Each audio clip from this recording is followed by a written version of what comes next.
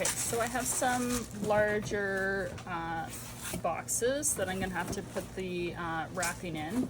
I also wanted to show you how to put on larger labels. So this is a full page label. So the best way to do this is, you know, line it up, but just peel off the back a little bit, not the whole way, but all the way across one way. Line it up. And I'm using the grain of the box to line it up as well as I can. Press it down and then peel the backing away as you press down. And then you won't have any creases or bubbles in your label. Okay, so let's pack this box. So this one's a little bit longer, I guess. But if I just do one piece this way, when it folds over, it's not going to cover the product. So I'm going to have to do two sheets this width. So I'm just going to line it up here.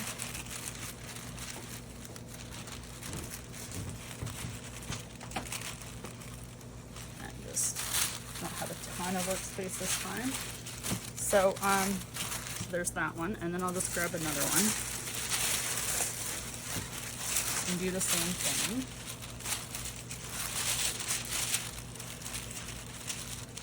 Kind of get them similar, so that way when they're in the box, when they fold over, it will cover the product. And then this other way is quite long as well, so I'm going to have to am I going to do this too? No. This one. Okay.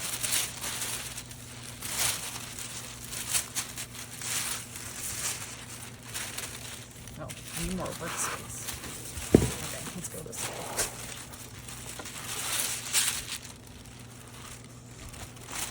Set up the road here. The last video was a lot better, wasn't it?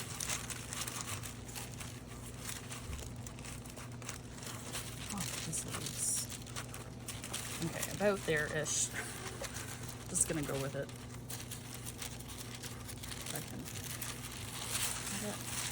And if this is in, is it gonna cover the product? Let's see if it will cover the product. I don't need a little bit of a pillow.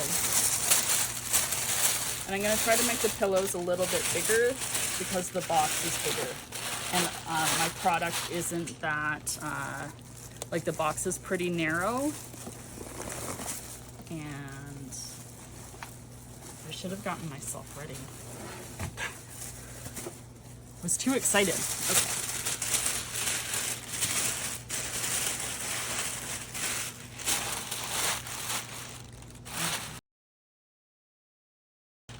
And I've got my product. And because my box opens this way, I want my product facing the right way for the customer. And then I might have to shove this down a little bit. We'll see if these fit. Okay.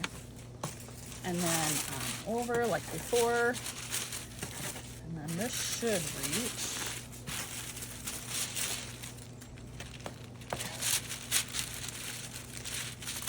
I don't really have too much paper to do like a nice edge, but the paper is nicely cut anyway.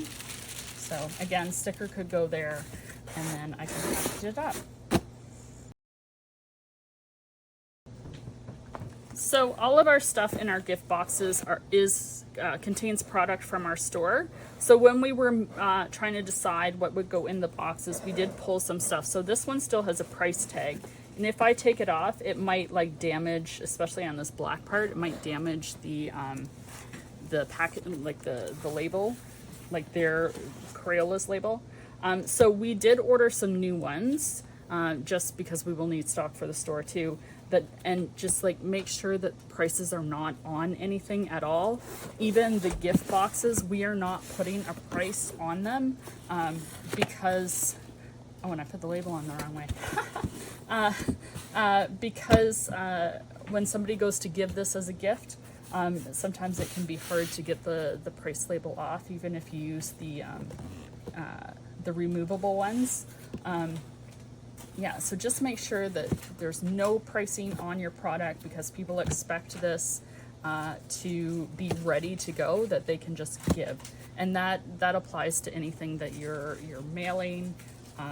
If you're packaging your own gifts like that, I would just do all of the price tags all in one go so that you don't forget.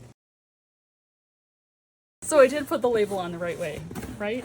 Because when somebody is looking at it in the store, they're likely going to flip it this way rather than this. Either way, they're going to flip it over this way rather than flipping it this way.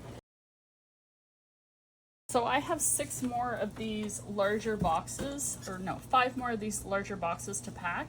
So there is an easier way to fold your paper all in one go rather than folding each individual sheet. So I'm just going to get some extra, not extra, I'm going to count out my sheets for how many I need, and so that I can fold them all at once.